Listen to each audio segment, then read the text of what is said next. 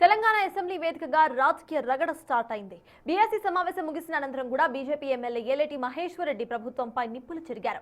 Assembly సమావేశాల నిర్వహణపై ప్రభుత్వానికి చిత్తశుద్ధి లేదని, కేవలం 5-6 రోజుల్లోనే బడ్జెట్ను మమా అనిపించేస్తున్నారని ఆయన ఆరోపించారు. కనీసం 30 రోజుల పాటు సభను నిర్వహించి ప్రజా సమస్యలపై చర్చించాల్సిన అవసరం ఉందని డిమాండ్ చేశారు.